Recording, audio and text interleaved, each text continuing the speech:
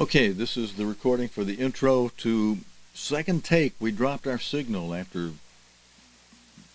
8 or 10 minutes.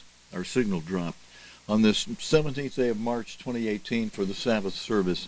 We'll be streaming live on Facebook Live Sabbath service page, and we'll put this recording in the archive. Let's get the Sabbath service people on Facebook into the picture. Greetings to those of you viewing on Facebook Live Sabbath service page. I'm very sorry our signal dropped as we attempted this the first time. After about 8 or 10 minutes, we were just starting into a hymn when I noticed that the signal dropped, and I just checked, and it dropped before I got to the hymn, but thankfully I noticed it so that we could start again. Which means also I stopped that recording, so we won't put that recording in the archive. But greetings, happy Sabbath to everyone, both AM in the United States, PM in the UK. It should be, did you guys change to daylight savings over there? If you did, it's 1:30. If you didn't, it should be 2:30. Well, that would have been when we originally signed on. Now it's taken me some time to get things straightened out, so it's a little after 2:30 there if you didn't change time, or 3:30 if you did. So sorry about our problems this morning. I'm going to keep my eye on the little button, the light that tells us whether we're streaming, our signal's going through or not. And it's still green, so I think maybe we're going to be okay this time. Hope you all had a good week. As we start the service this morning, I was saying in the first effort to stream the service this morning, I was saying one of the things that God inspired Mr. Armstrong to tell us, brethren, on the Sabbath that he wanted to see us doing was coming into the Sabbath service with more reverence to our Creator, and saying, yeah, it's wonderful to see brethren and be excited to see them and hello and all that, but he suggested we try to save a lot of that for after service. Maybe say hello before briefly and go sit down and sit there in a reverent attitude and thought of mind before services, before our Creator, because God may want to tell you something. He may inspire the minister to say some words to you that you need to hear right now, and he wants you in a receptive mind and reverent mind for that. And Mr. Armstrong said he would notice that he'd come sit down backstage and just be there ready to go on time, and often people would not be in their seats at starting time, and when they would come out, everybody would then rush to their seats, in front of the speaker who's opening up the service, and it takes a while for things to settle down, so that speaker has to kind of wait through everybody rushing to their seats and, getting settled. And he said, you should really already be there in anticipation of the service and in a reverent attitude, thinking about God. The Sabbath is set apart, it's sanctified, but it's not the day we worship. It's set apart and made holy for the purpose of our not working, so that we can spend more time thinking about, appreciating, remembering our Creator and paying reverence in a reverent attitude toward Him. And Mr. Armstrong would teach us that in a very gentle way, just as, for example, you're teaching a child about showing love and unselfishness, and if you're going to do that by example, you don't do it by taking your belt out and beating your kid, or hollering at him, now show more love. Well, sometimes there's tough love, and maybe to get a point across, you do that. But Mr. Armstrong did it by example of chiding us in a gentle way about that. But unfortunately, very few, and I mean very few, I'm talking about like a handful out of hundreds and thousands of people, very few showed themselves to be practicing that. It continued Sabbath after Sabbath, that people would continue to stand up and yak, yak, yak, yak, yak, yak, yak, blah, blah, blah, blah, blah, yak, yak, yak, yak, yak, right until time services start, and then when the man comes out to start services, everybody hurry to their seats. And several times Mr. Armstrong asked us, could you show more reverence to God? Could you go get in your seat, sit down, and just be quiet? Look at your Bible and be praying before the service starts from your seat, quietly, privately, showing reverence to God, being ready to accept correction from God if that's what He's going to give you, through His ministry, which is how He does it. It's one way He does it. Now, sometimes He'll just take the spiritual belt out and spank you directly. Or work events in your life where I think I need to ask God, is there something I need to change in my life? God has ways, but He does like to acknowledge His ministry when He's got a ministry that's being faithful. Hey, greetings to those of you in Louisiana. I saw while I was trying to figure out what happened to our live stream, why it dropped this morning, I noticed that I had a viewer there from Louisiana I hadn't noticed before. Let's see. Let me see if I can open this up real quickly. Come on. But let me tell you what we're planning to do. It's only a half hour, so I'm still going to go to Mr. Armstrong. We'll try to get to him quickly. If you want to hear a lot of talk, well, tune into our Bible study last night, because I took an hour before I got to Mr. Armstrong. Juliet Foltz, I hope you don't mind if I mention your name, from the Louisiana swampland, as you said there. Shabbat Shalom, y'all, from Louisiana swampland. Well, Shabbat Shalom to you, Juliet, and thank you for your greeting. I appreciate that. Now, that was she sent that greeting on our attempt to stream earlier this morning, and this stream is late this morning because it's a second effort. I actually already came on earlier, and the signal dropped. Now, it looks like we still have a green light, so whatever the situation on Internetville, on the Internet circuits between our location here and Facebook location, it dropped earlier this morning, got a red light instead of a green after 8 or 10 minutes. But I hope we're going to be okay. We'll appreciate your prayers. We can get all the way through Mr. Armstrong this morning without that dropping. We have had some weather conditions of late, but today being the first day of the first month on God's holy sacred calendar, that means it's a brand new year spiritually on God's calendar. It's a brand new year. It's starting today. And the weather, thank you, dear Lord. I ask God, would you please, since this is the first day of spring today, the way God does it, it's the first day of spring. I know man has his own rules, and it's a different first day of spring according to the government in the various countries you live in. None of them do it exactly the same. But on God's calendar, this is the first day of spring. So in my prayer this week, especially as we had some chilly, cold nights, a couple of nights below freezing, I had to be sure and leave some water streaming and running, and in some places just run it out and cut the water off because of the freezing that we had a couple of nights. And I said, Father, we're just a few days away from spring. Would you turn this weather around come first day of spring and let it be spring? And today it is. The temperature was showing as a high of 73 today, and the low only 53. So that's actually going to be warm. And the night, 53, that's well above freezing, at least 20 degrees above freezing. It's going to feel like a warm night at 53 degrees instead of 31. So we've got a very, very, very, very spring day today, and of course that means this being the first day of the first month, we're just 13 days away. It begins after sunset on the day that's the 13th. When the sunset comes and it becomes the 14th,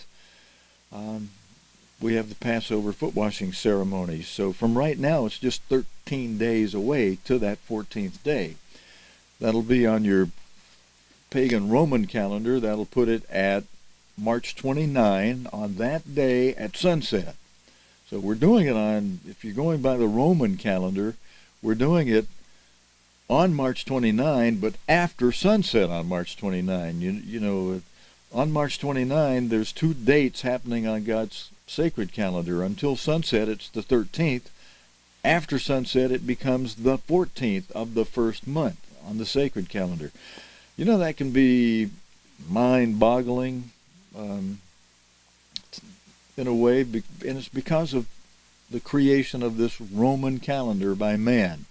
Now, I'm holding up a business card because each year I print up the yearly, month-by-month Roman calendar on the back of a business card and highlight in a color, purple for holy days and a kind of a light violet color for the regular weekly Sabbaths, and then green for the wave sheaf day, and purple again for the Pentecost day 50 days later, and a light shade of green in between the wave sheaf day and the Pentecost, so that you can count the 7 weeks of Sabbath, 7 Sunday through Sabbath weeks off, till you get to the morrow after the 7th Sabbath for Pentecost. And then I put the regular days of unleavened bread in yellow, so you're counting yellow and green from wave sheaf day to Pentecost, because yellow means the regular ordinary days of unleavened bread. The purple in those, but on each side of the yellow, means first day of unleavened bread and last day of unleavened bread. And then all the rest of the green is just the weeks, the 7 weeks that we're counting, Sunday through Sabbath weeks, till we get to the 7th Sabbath, and the morrow after that 7th Sabbath day, following the Sunday through Sabbath 7th week, is Pentecost. And then I've got a blue shade for the week of the Feast of Tabernacles, between the first day of the Feast of Tabernacles and the 8th day of the feast, the day following the Feast of Tabernacles, a separate feast day, an annual holy day, the last great day. So, and it's handy to have that, because sometimes your boss, or maybe you have to be in court, or you run into a policeman who's going to write you up a ticket because you were going too fast, or ran a stop sign, or ran a short yellow light, or got caught by these traffic cameras that are still operating, traffic ticketing cameras, that thankfully in my state they've got some class actions going against those now, and they're doing good with them. And I won my appeal against a short yellow light issued by a traffic ticketing camera. The judge said, yeah, they are illegal. You're right. You quoted the right law, that I can rule on that for you. Now, unless you quote the right law, the judges still go along with bad law sometimes, just because the city does it and nobody goes and fights against it. But I just dropped my card. But it's good to have, in case you're asked to commit to a date, you can look real quickly and say, oh, that's a holy day. I can't commit on that pagan Roman calendar date, because that's a holy day that day. Anyway, I'll have a new one for 2018 printed up next week. Some of you indicated to me you'd like to have one. I'll let you know how you can get one free of charge, where you can find them free of charge after I print them up, which the printer held up our order because some pixelization, and I'm having a designer redesign it and get it back by Monday morning. Hope to have them all printed by end of next week, before Passover. So you'll have them through all the holy days for the rest of the year. For those of you that would like to have one of those little business cards with the full year calendar on the back, for indicating the holy days in little shaded colors for you, and the Feast of Unleavened Bread week and the Feast of Tabernacles week. Feast of Unleavened Bread week coming up, Thursday night, March 29, is Passover memorial service. The following day, March 30, Friday, at the end of that's Passover, but you can work that day. That's not a holy day. It's the most solemn feast day of the year, but you can work on Passover if your boss requires you to work in order to get all the other holy days off. You can work that day, even though it's a prep day. I know some people have to work Monday through Friday on the prep day. That prep day is more for the ministry or deacons, those who are preparing for Sabbath services, because there are things we have to do to have services ready. But what was I going to say? Oh, Friday, March 30, at sunset, Friday night is the first day of unleavened bread. That's the night we celebrate as the night to be much observed. Some of you abbreviate that, as I do too. NTB,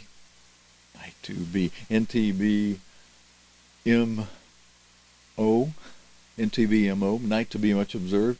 That's Friday night, March 30. Then Sabbath, the daytime of Saturday, Sabbath daytime portion is first day of unleavened bread service, the annual Holy Day service. So Thursday night, Passover foot washing memorial service, Thursday night, March 29. The following day, Friday night, March 30, night to be much observed. Saturday, Sabbath, that would be March 31, would be the first day of unleavened bread. It's actually first day of unleavened bread Friday night at sunset, as we do night to be much observed. But then the annual Holy Day service is March 31, Saturday, Sabbath, March 31. And then days of unleavened bread follow Sunday through the rest of the 7 days. And then the last day, that seventh day, the last day of unleavened bread, another annual Holy Day. And then we're counting from the wave sheaf day that falls during the days of unleavened bread. That falls on Sunday after the first Sabbath, after March 31, the first day of unleavened bread. The morrow after that Sabbath would be April 1st. That's the wave sheaf day, and that's day number 1 of our 50-day count. And so 7 weeks later, exactly from April 1, is Pentecost. 7 Sundays later, 7 weeks of Sunday through Sabbath weeks. Then it makes that be the morrow after the 7th Sabbath, after the 7th week of Sunday through Sabbath weeks. That last week, Sunday through Sabbath, the morrow after that Sabbath, that Sunday is Pentecost this year. We'll be talking about that as we get closer to it. But the subject I was covering this morning when we opened up, I'll just touch it briefly now, as Mr. Armstrong was telling us many times, brethren, as you come into services, we really need to show more reverence before our Creator and be remembering Him and putting our focus on that before services starts, and be in a prayerful attitude, ready for correction.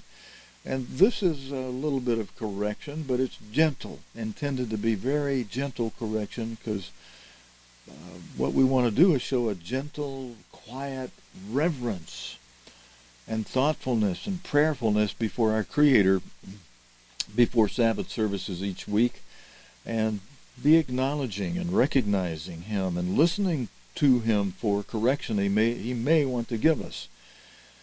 And so with that thought in mind, brethren, I've got some hymns that help us to focus in a joyful but reverent way of singing before our Creator. And we're going to try to do that more on the live stream service I do. These 3 hymns I have selected this morning have the Ambassador chorale behind them accompanying us, so that makes it easier, and you don't have to listen to me try early in the morning to, lead you through the. You enjoy, sing right along with the Ambassador chorale. I'll be doing that in the background, and then we'll hear Mr. Armstrong in part 4 of the series he gave on Russia in prophecy, because of all the news of late, with Russia announcing those invincible missiles it has pointed on 131 American cities and upon all of our major military strategic command posts in the United States. He announced that early March or into February, and a couple of weeks ago, and yet because of prophecy, we understand most likely it won't be Russia that sends all of those missiles against the United States. We might do something that makes them send 1 or 2, but they've got it the thing, when they do one, they don't want any retaliation. They plan to do it all. So we are totally wiped out. Our military wiped out, and our people wiped out. Choom! And thrown into total devastation.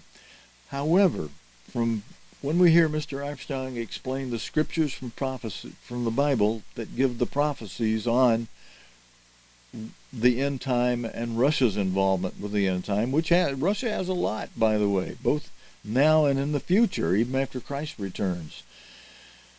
They have a big role, and they're going to do some things that are going to upset God. That He's going to He's going to allow them to punish Germany, the modern-day Australians, who God will use, Isaiah 10 verses 5 and 6, to punish Israel for the correction we need because of our disobedience and because of our becoming the people God describes in verse 6 of Isaiah 10 as the people of God's wrath.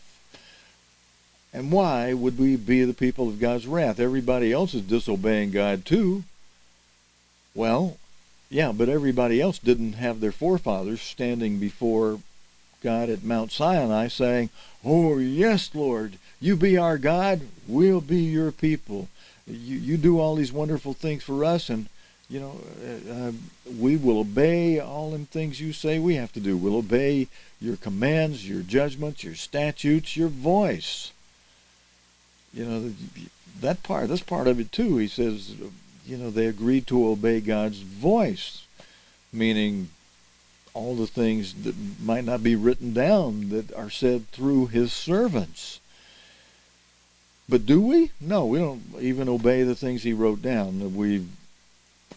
Our ancient forefathers, while Moses was up on the mountain for 40 days with God, 40 days and 40 nights, he came back, found them in the midst of a huge orgy, and caused Moses to become so angry, he threw those tablets of rock, stone, down and upon the people, and the tablets were all broken up, and God had to have Moses hewn out some more stones. God was a little upset with Moses for doing that. Moses had a little bit of a temper, but God rewrote them, and so we have the Ten Commandments we should be obeying that the people are not. They are disobeying God on those and on His judgments, on His statutes, on His voice. And so we're going to be correctively punished in the way God describes ultimately in Ezekiel 6:6, where all of our cities will be laid waste. But the people He uses for correcting and punishing the people of His wrath, the descendants especially of Joseph, Ephraim in the UK, Manasseh in the United States, will be the modern-day Assyrians, the Germans. So since Russia and Germany occasionally conflict and fight with one another, and of course during round 2 of World War they were big enemies, Russia was part of the Allies, but at the present moment Russia is selling Europe gas and oil. But and Russia profits from that, but there's a problem.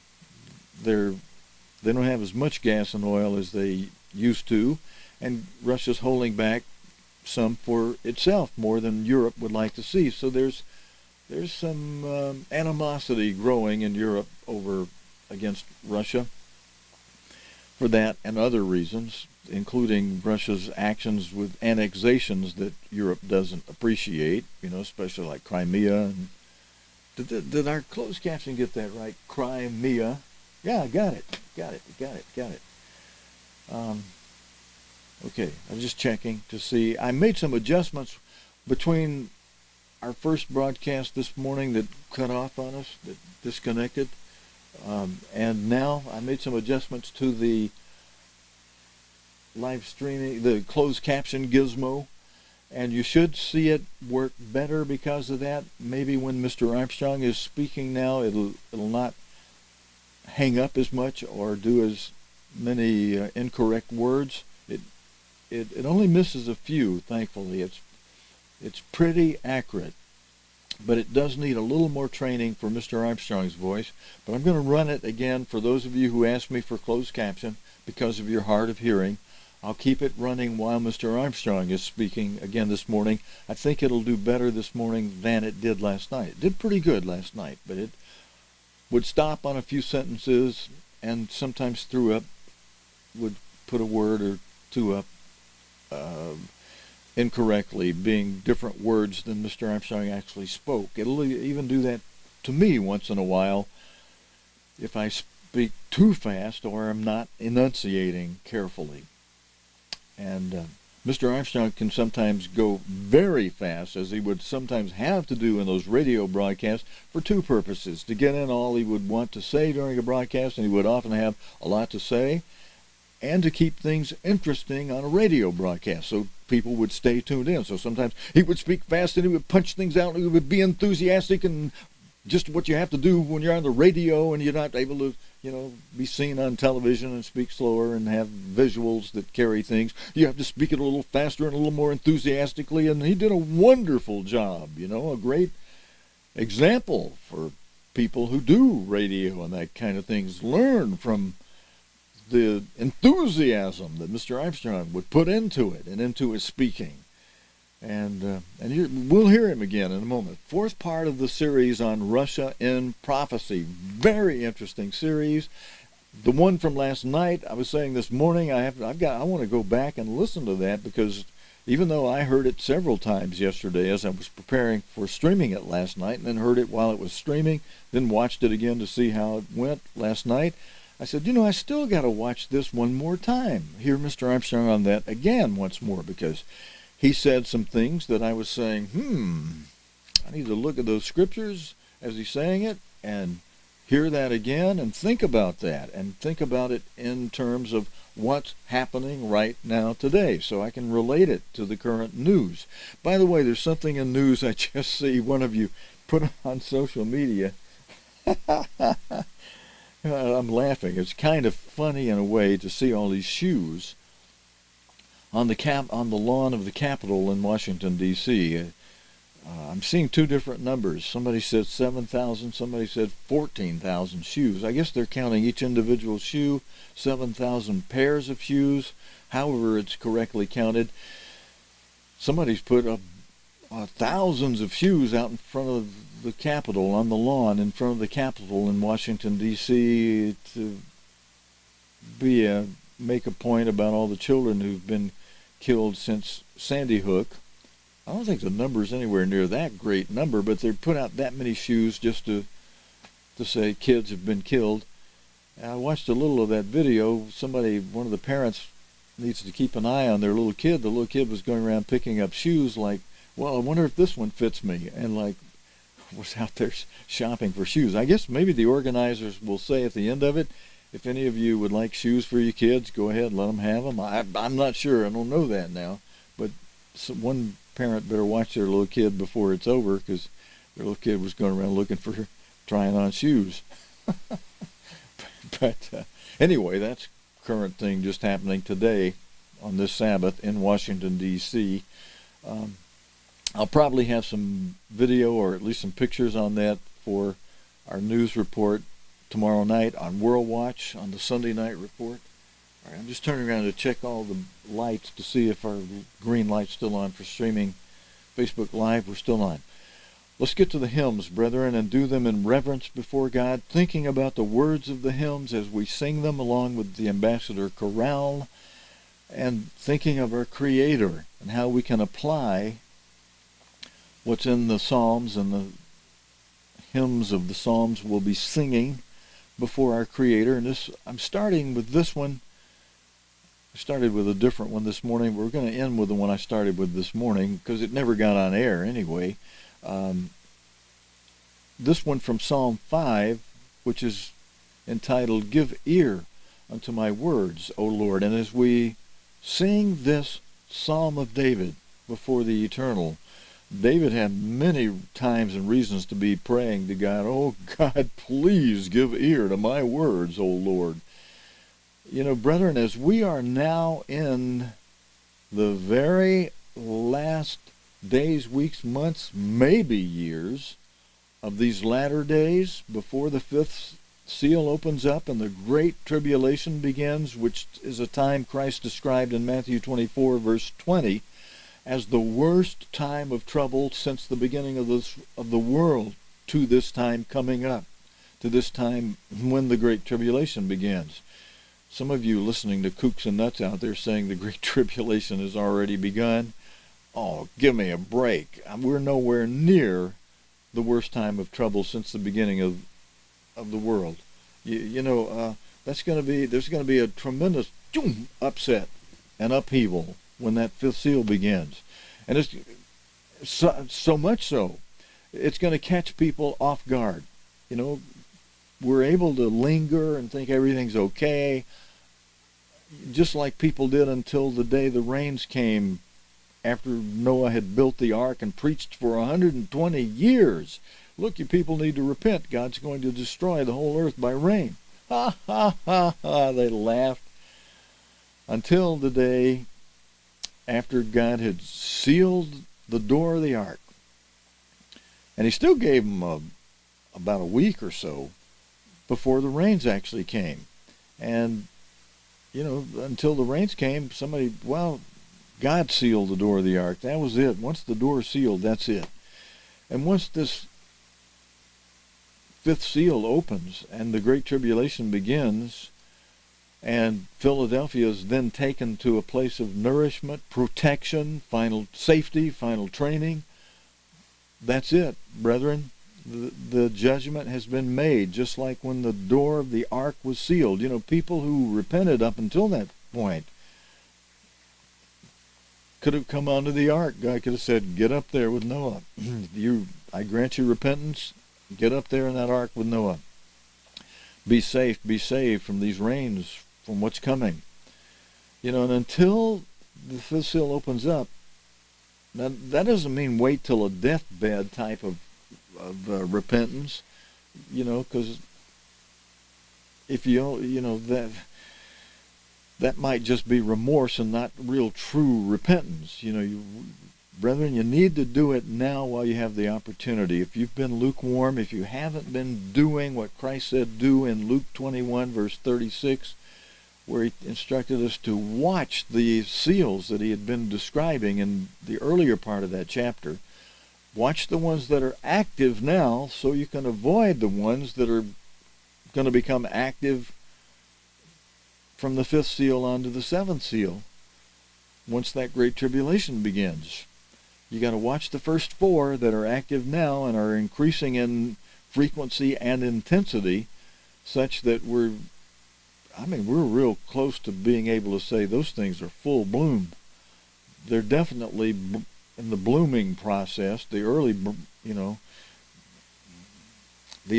to later blooming process, because all of them are becoming more frequent and more intense each time as we see things related to false religion, war, famine, disease epidemics, and all kinds of trouble that are the beginning of sorrows and of seismic conditions, earthquakes and intensities, and all kind of seismic conditions, not just earthquakes, but everything related to that, commotions in the air, gale force winds of all kinds, typhoons, hurricanes, tornadoes, volcanic eruptions. More and more of those are occurring, and increasingly so, and with more intensity. So, and when it becomes full bloom, then wham, like a door of the ark, of Noah's ark, being shut by God. That'll be the judgment. That'll be the time. Those that have been lukewarm and haven't repented of that, you're caught in it. You're caught in the trap. That's why God says, uses the word watch therefore, referring back to verse 35, saying, look, this great tribulation comes upon the whole world, all them that dwell upon the face of the whole earth. Tout le monde, everybody. Like a thief in the night, like a snare, like being caught, an animal being caught in a trap. As Mr. Armstrong would put it, like a little mouse being caught in a mousetrap. Wiggle, try to get out, but boy, that trap, he's caught. And when that fifth seal opens up, and if you were not doing what Christ said do, watching and praying always, Even though you were keeping the Sabbath holy days, like I explained last night, Revelation 12, verse 17, says the people who get left behind, the remnant of the woman, the remnant of the true church, are people keeping God's commands and the testimonies of Jesus Christ, but they weren't doing everything Christ said do, even though they were keeping the commands. And they study, know a lot, but they weren't doing it all. And so that's lukewarm. That means you get left behind. That means you got to buy your way out of it by buying gold of God tried in the fire, the fiery trial of martyrdom. And the beast gives you that opportunity you need for that, because if you're left behind and you're not taken to that place described in Daniel 11, verse 41, in the Middle East, east of Jordan, the ancient lands of the children of Ammon, Moab, and Edom, with Petra at the entranceway, through the mountain entranceway to Edom. If you're not taken there to the only place that God says in His Word, Daniel 11, verse 41, it's the only place protected from outside the reach and dominion of the beast during the Great Tribulation. If you're anywhere else, you're under the beast dominion. He'll require you to work on the Sabbath and to bow down before the image of the beast, or they'll kill you. And you say, well, I just won't be found out. I'll hide. God will protect me where I hide. No, He won't. And you won't be able to hide. Not for very long anyway, because you'll need food.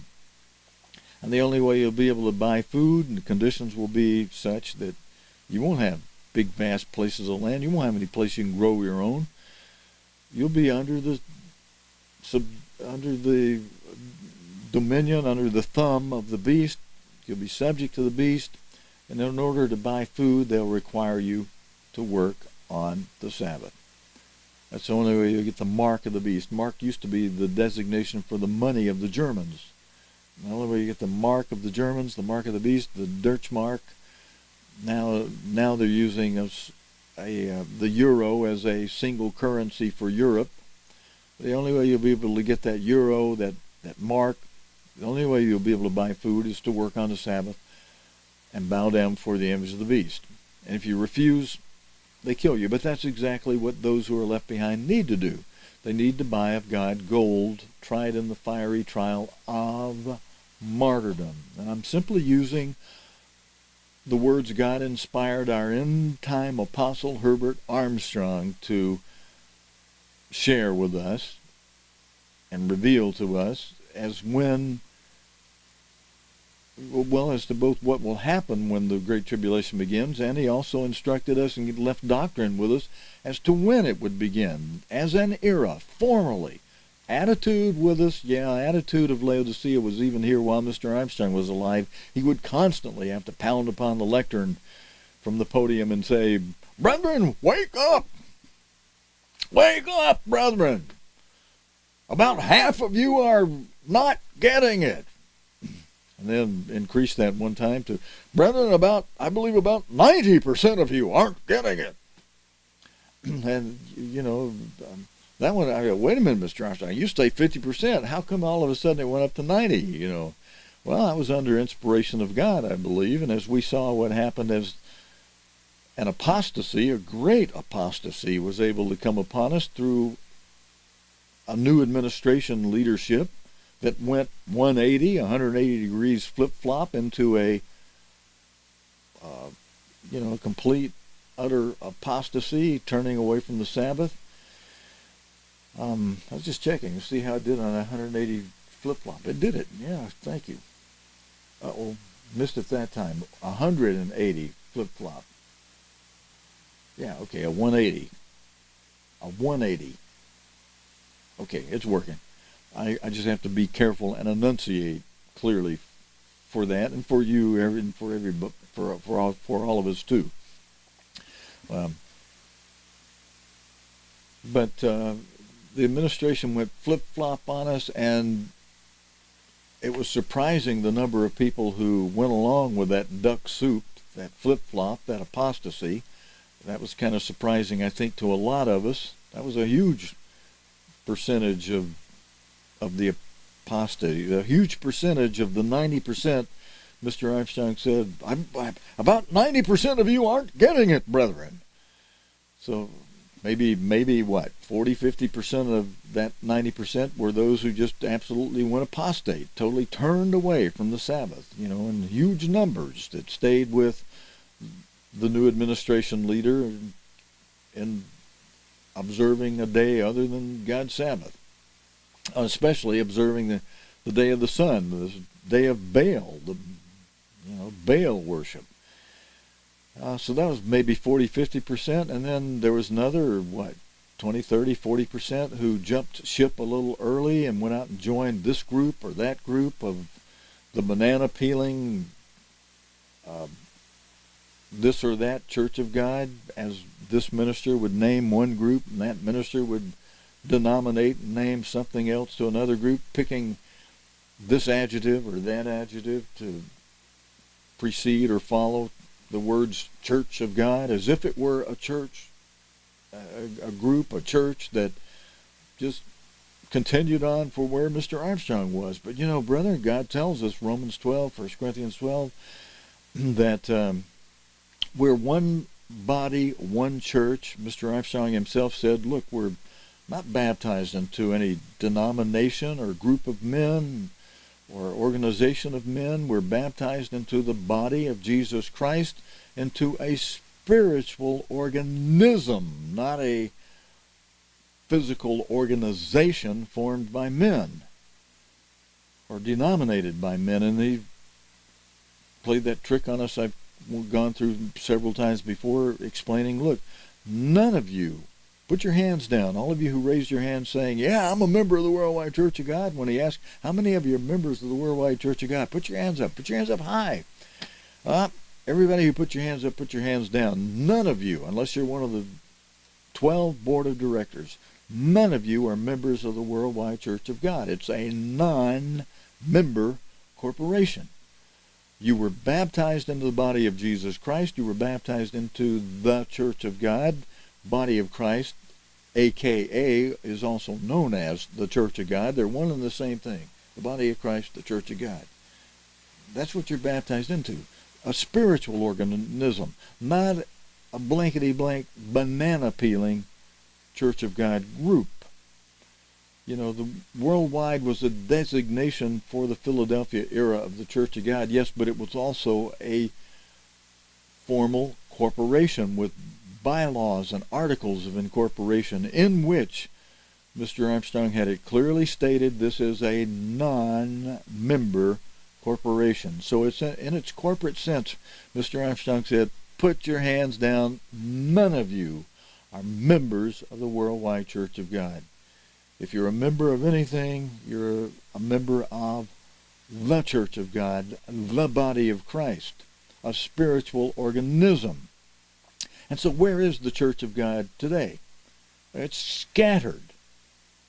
Well, what about my little church group over here I've been attending with that calls itself the ABC Church of God? Or somebody else says, well, forget him. What about mine over here called the XYZ Church of God?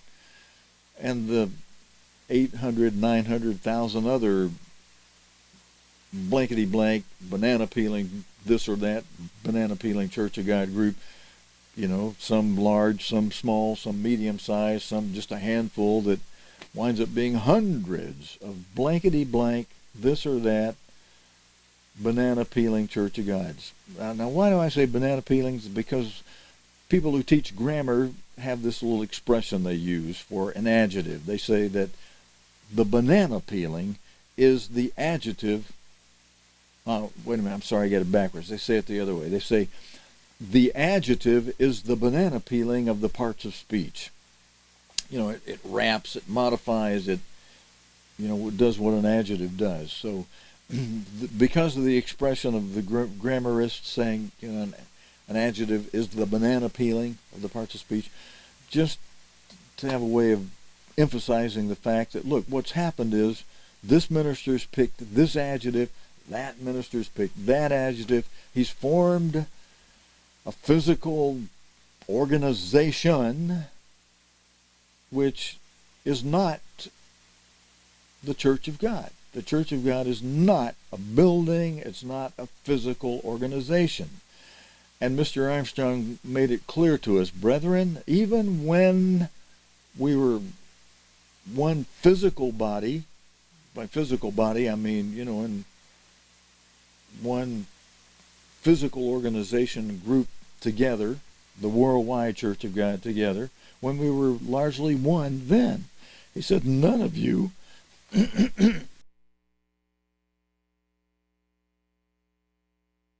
I got a bottle of water hidden. I may need a sip.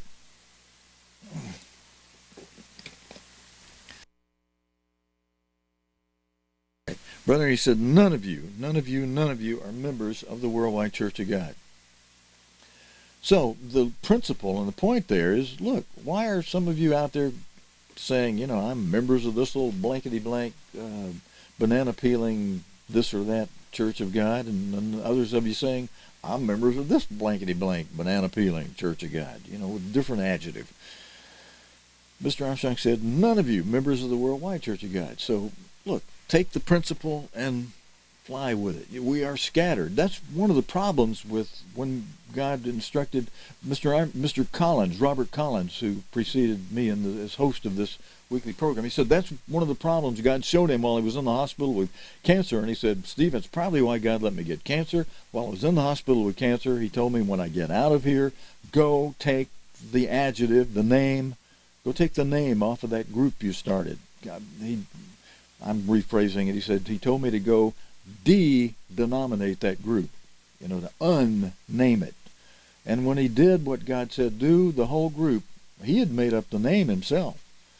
Starts with an E. I'm not going to tell you what it is, but Mr. Collins had come up with that name he used for that group that he started, that God told him in the hospital, go take that name off that group. Tell the people you will continue to minister for them, hold services for them on the Sabbath, but not under the name of the group as you named it.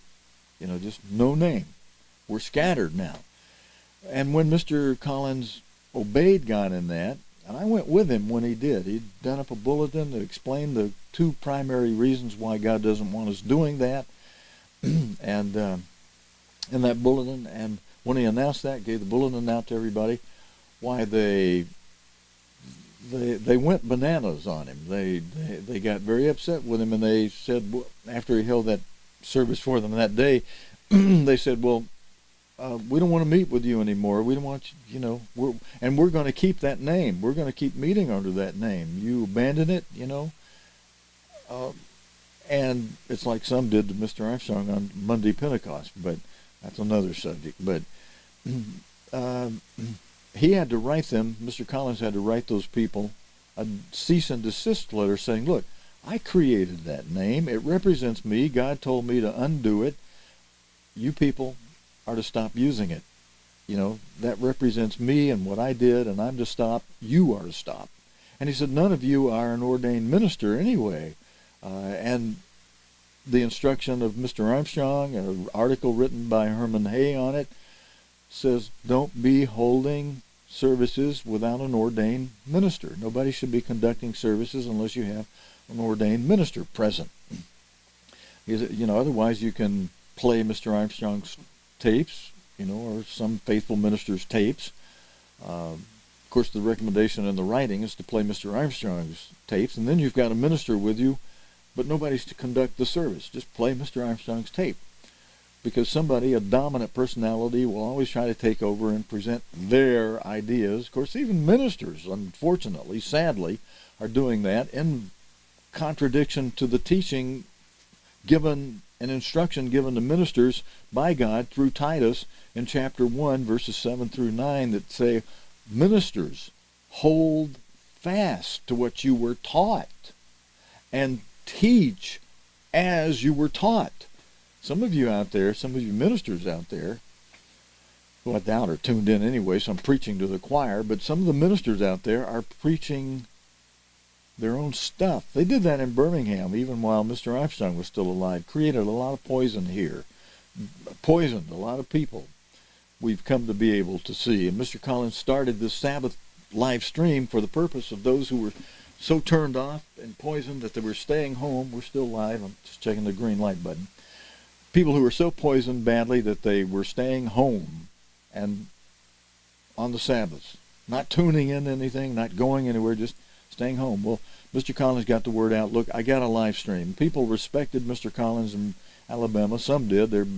After some poisoning ministers came here, they got against him. They set some against him. But everyone who came into the church in Alabama up until after Mr. Armstrong had died, on their first visit, they always saw Robert Collins. And that was because every lead minister, no matter how long or short he was here, whether he was only here 2 years or here 4, 5, or 6 years, every one of them, after learning that the previous minister was taking Robert Collins with them, and we were instructed, the ministry is instructed, when you visit a potential member, a new member, a potential member, to always go in a pair of two. Always two men go. And there are a lot of reasons for that. But the second man for every lead minister in Alabama from the early 60s until after Mr. Armstrong died, for some time well over 20 years then, was always Robert Collins. And so at his funeral were people from all these groups today, because everybody who came in the church here, on their first visit, they all, no matter who the lead minister was, they always saw Robert Collins with that lead minister. So they knew him well. And Mr. Collins said, let's do this because people know me, and those that are staying home and upset by what's happened, maybe we can get them to tune in and start reverencing God on the Sabbath and having a way of fellowshipping. And excuse me, brother, but let me come back to where we were when he had a group that God instructed him while he was in the hospital with cancer to undenominate. They all told him, don't come back. We're going to keep that name. He had to write them the letter and say, you need to cease and desist using that name. And after about 3 weeks, they finally did. They kept holding their own service, however, and thought, well, we'll still build this anyway. We'll come up with our own name. I don't know what they've done. From what I understand, it's basically just diminished to nothing.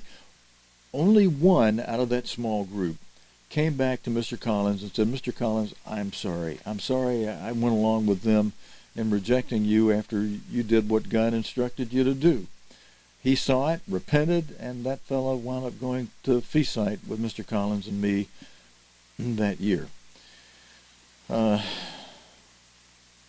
right, so we're scattered. That's the main thing. And back to the point, though, I just make that a side point for now. Okay, brethren? The point I started out with was that Mr. Armstrong would complain that, brethren, we're coming here and before service starts, we're fellowshipping too much, too giddy-like, too much like a bunch of old women. I'm going to be in trouble with some of you women there on that one, perhaps, but, he said, let's come into services a little quieter, go sit down and do more of your fellowship following, after the service. And before service starts, come in a more prayerful manner. Sit down quietly. Read a little of your Bible. Pray yourself quietly, silently, privately from your seat before God, before the service starts, that God will lead and guide the minister what he says to you, that he'll open up your hearing. Do your own prayer. Be in prayerful contact with God before the service. You can do that during the service too, keeping a reverent attitude during the service. But to try to follow that instruction, which a lot of the instruction should have been doctrine. Instruction is doctrine from an apostle. And there's no new apostles, so the things that were left to us by God through his end-time apostle Herbert Armstrong, they are doctrine in the church that should not be changed. I was saying about the Laodicean era, that's doctrine as to when it begins, set and bound in heaven and backed up by Scripture. It doesn't begin until after the Great Tribulation begins. Some of the ministers out there preaching in contradiction to that, preaching incorrectly, blasphemously teaching against doctrine left in the church and against Scripture, because Scripture shows clearly the Laodicean era as an era, formal era, attitude aside. Attitude's been here since Mr. Armstrong was alive. Brethren, half of you aren't getting it. A Laodicean attitude. Some, of course, a totally apostate attitude, but Laodicean attitude, thinking they know it all. We can just jump over here, jump over there, this group, create that group, instead of waiting for God. But the big thing for us presently right now, with wherever you are, and fellowship is good. I go fellowship in some of these groups once in a while. I often don't go to their sermon. I just come afterward and just slip in and fellowship and say, hello, how you doing? I'll do that maybe once a year with different groups. Not too often, so they don't think I'm part of their group, but just saying, hey, I just want to see some brethren, see how you folk are doing, say hello. Not going as a minister, just going as a fellow brethren among them, and not trying to pull them out of there or anything, just saying hello to them and being friendly and seeing how the brethren are, what's happening, what's on their mind, what they're saying, and just keeping my eyes open and having a little fellowship with people you knew and loved. And some of them that have set their minds to do this or that or to go here or there every week. I want to be here with all my little flock of brethren over here. It's like trying to lead a horse to water and make it drink water it doesn't want to drink. Some people, their mind's set on this or that. You're not going to change them. You can preach it, but try to go get in their face and change them. You just clash.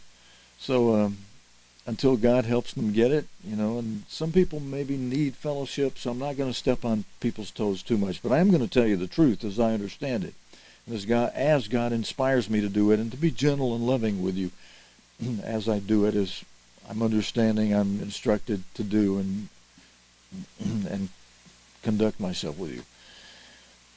But brethren, we should be doing this in reverence. So let's get to a hymn, and let's ask God to give words to our prayer. As things get tougher, we're probably more of us going to be crying out before God in various ways.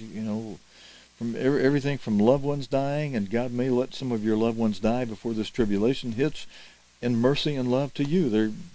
Many of them would either wind up dying in that or suffering it otherwise, or other trials. We'll suffer some of the things the world is suffering as we lead up to this great tribulation. And God, through our end-time apostle, did tell us and warn us in advance to prepare to reduce your standard of living. Those that took that advice have done well, because as the money devalues, as it will, and this may happen, it may drop suddenly because of this or that event, those who've taken that advice and acted on that will be able to adjust and go through what's ahead of us before we're taken to a place of protection, much easier than those who have not. So even if you hadn't prepared for that ahead, if you can start doing that now, prepare to reduce your standard of living. We were instructed and warned to do. All right, there's a little correction. And as those things happen, we may need to be doing what this hymn is saying. We may be needing to pray before God. Oh God, oh Lord, please give ear to my prayer and my words. Because we may need to be asking for some very specific help from God. All right, and let's try to, brethren, can I encourage you to sing this as much as you can with a reverent heart, recognizing the words that we're saying, and that we realizing we're going to be needing to say these things. Give ear. Oh God, give ear to my prayer. Being aware too, brethren, that when one suffers, we all suffer. When one rejoices, we all suffer. There are some brethren who have recently lost loved ones, who've recently lost a parent. That's a tremendous sting of death. And as our different fellow brethren are experiencing and suffering this, we need to be in their presence, not overly giddy and acting like everything's woohoo, whoppy-doo, everything's just hunky-dory fine.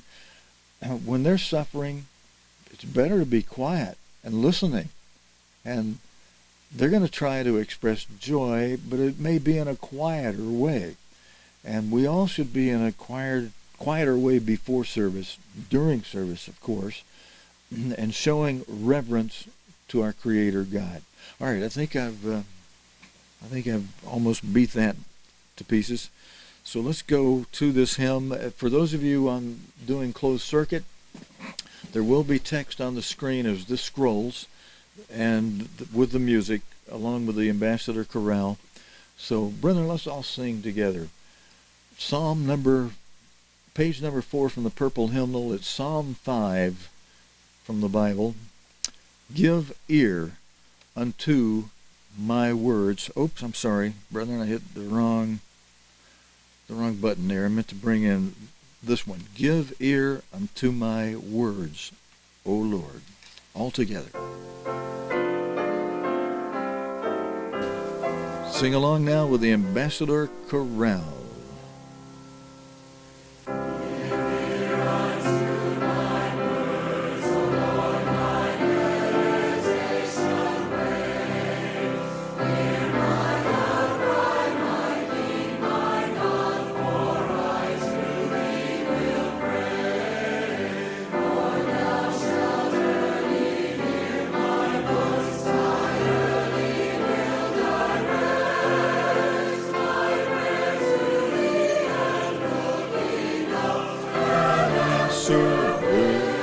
Expect now verse 2, everyone.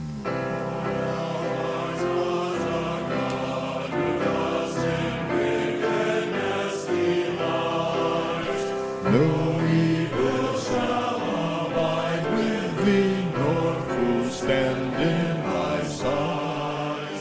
All evil doers thou dost hate, cut off shall liars be. The bloody and deceitful man, all that is fighting. Now that was men only. Everybody again, women only.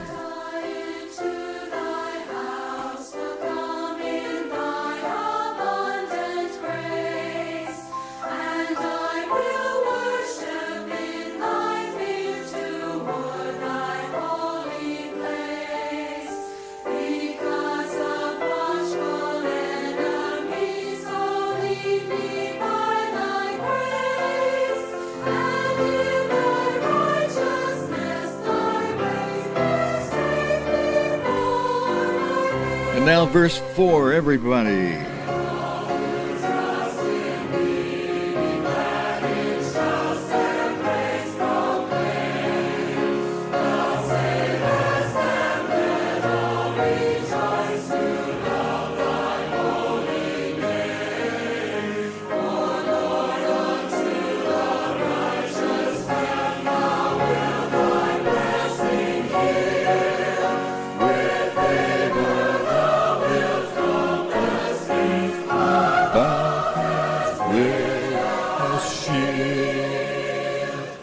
All right, thank you for everyone who sang along with us there from that hymn. And you know, I want to ask a little bit of a flavor, a little bit of a favor of you, brethren. Let me back that up for a second. I'm gonna run that in the background again for just a moment while I point out something. I want to ask you to observe between the way the text is in this Psalm 5 and the way you'll see it in Psalm 4. I'm presently redoing these hymns with scrolling text. I'm making it bigger, thicker lettering. And in this one, let me just stop it for a second right here. In this one, you'll see I've got this is my question for you, as to which you think is more readable, more easily singable. And before you answer it now, even to yourself, compare what you see here with what you see in the next hymn in Psalm 4. You notice how I've got the letters. I've got a little bit of kerning, what's called kerning, in between the letters. The setting that I have to use is either 0 or 5, so it jumps from none to 5. And I've got it set on 5 here. There's spacing, a little bit of spacing in between the letters and more spacing between the words. than what you'll see in Psalm 4, where it's all more compacted together. So what I'd like to know, if you don't mind, if it makes a difference to you, if you say, yeah, I like this better, Steve. The one like I saw in Psalm 5. That's this one with the 5 kerning spacing between it. And then notice, and we'll stop it afterward, notice the difference in Psalm 4 where there's not as much space between the letters. Just take a look at that. Let me let this roll for you just a little bit and see, without singing, just make an observation. Is this more readable and more singable to you? I put the hyphens in like are in the hymnal too, so when 2 words be sung on 2 notes, like early is sung on 2 notes, not just early, early. So I went ahead and put the hyphenations in there, and I put a little extra spacing. So if you'll just compare that to Psalm 4, and then let me know, well, Steve, I like the spacing in Psalm 4 better, or I think it's better in Psalm 5. And I'll set them all the same way as I do all 128. I've already gone through, got the music, I got the words, I just got to put the hyphenations in. I'll have to spend a little time doing that, and setting the length of each word. And I work it so that they stay flowing with the hymn, so you got plenty of time before you have to sing it in the song that you're able to see the words well ahead of when you have to sing them. So that was a problem with some of the videos where it's not coming up until after you've needed to say the word, like, hey, the notes are done gone by. Why should I sing it now? Let's go on to Psalm 4. Let's see, I'll stop that. We'll go on to Psalm 4. You'll notice a difference. Let's sing this one together. I'll come back and ask you to notice the difference after we pay attention to our singing. From Psalm 4, trust in God. This is another one we can show great reverence as we're thinking about our Creator God. Sometimes we're put on the line. Our faith is so tested that if God doesn't help us out, we're in trouble. And, he better help me out. Yeah, no, we got 2 hours for this. We're okay. Bible study's only an hour and a half, but we have 2 hours for this service, so we're okay. Trust in God and stand in awe. Let's all sing this one together along with the Ambassador Chorale.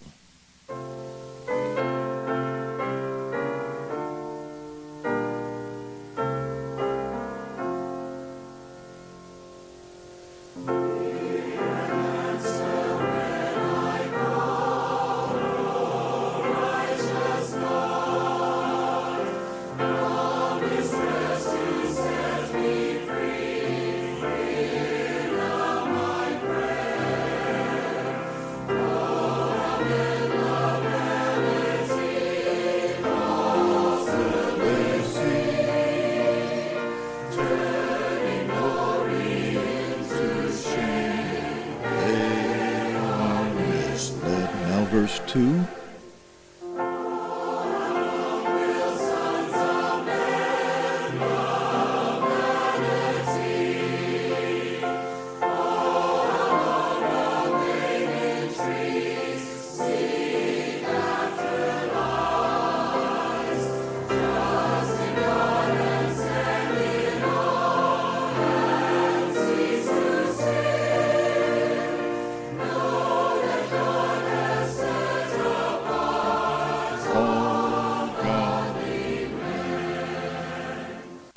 And brethren, we're going to pick back up there. I'm going to stop for just a moment, though, because singing these hymns is reminding me of something that, boo-hoo, I am really missing on the Sabbath. Did it get my boo-hoo correctly? No, not woo-hoo, boo-hoo. Yeah, okay, just checking that on the closed captions. I say boo-hoo because, brethren, for over a year on the Sabbath, I was enjoying one-on-one going over to a nursing home in Midfield, Alabama, a little area of Birmingham, well, near Midfield. It actually wasn't in Midfield, it's in Birmingham, Alabama, where one of our long-time elderly church sisters, Kathleen Williams, she turned 80 years old last year, but she was still in good shape, both physically and mentally. She had gotten a flu that had taken her down for several months. Excuse me. And while she was still a little bit sick with that, a couple of her family members put her into a nursing home in the geriatric section, a locked-in section. She got well and doesn't really need to be there anymore, but now they've toughened it up on her. They don't want to let her out of there, and they're giving her drugs that she tells them she doesn't want to take. And, excuse me, you know, I didn't go out of my way to stand up for her unnecessarily. I know how retaliation works, and yet one of the nurses, God allowed this to happen, when I was there during one of her visits, said, "Tell her she has to take her medicine." And I told the nurse, you know, I can't do that. That's her decision. You know, and I said, and you should honor that. If she says she doesn't want to take it, you should honor that and not force that on her. And so the following week, the nurse comes up, tries to give Kat medicine, mind-dulling medicine, while we're in the middle of a singing and Bible reading service together on the Sabbath there in the nursing home, which the administration was allowing me to have. One of the nurses in charge of their social department thinks she's got to be Miss Hotshot and thinks she's got to force this medicine on mind dulling, get everybody dulled out, you know, well before bedtime so they can just, like cattle, push everybody into their beds and have them be quiet all night. You know, I understand it's a big job thing they have there. But the previous administrator was of the mind that if a person refuses the drug, we're supposed to just write it down, refused, and let them go. Now, I had talked to the administrator there, and I understood their ruling on it. A person that was of a lesser role than the administrator, who was trying to force the drugs, I would, you know, the week before, I'd let her know, look, you shouldn't be forcing these. If she says no, you should honor that. And I can't tell her one way or the other what she, you know, what is her decision to make.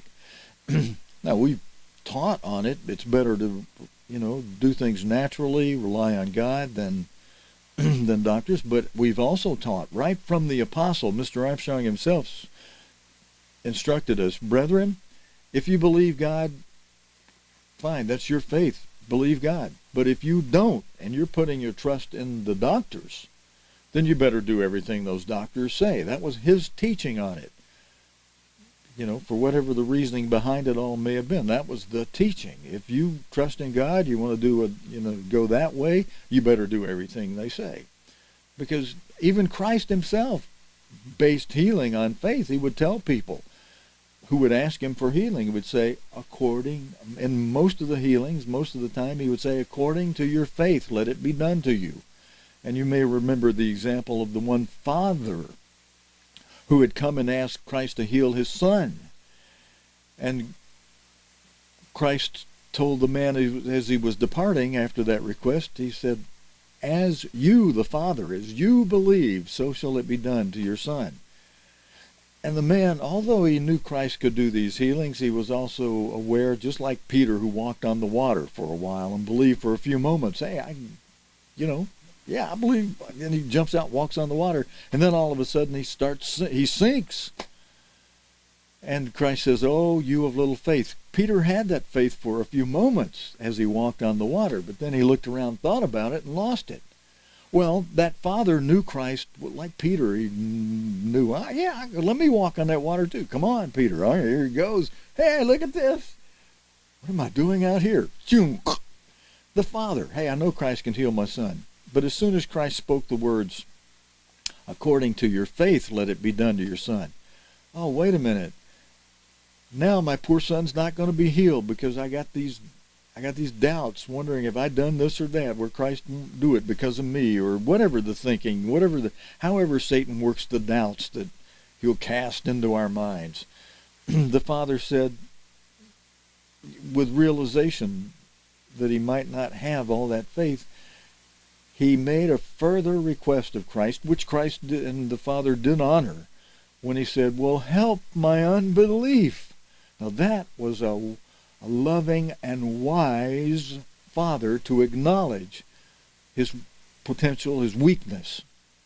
And Christ honored that. Christ helped he helped that father's lack of full belief. That Peter, for a few moments, I believe, but after I think about it, no, this is not normal. And it won't happen, choom, there you go, you sink. There you go, my son isn't healed. Well, help my unbelief. And the man's son was healed that hour because the father honored through Christ both things. He honored the healing request to Christ, and he honored the request, please help my unbelief.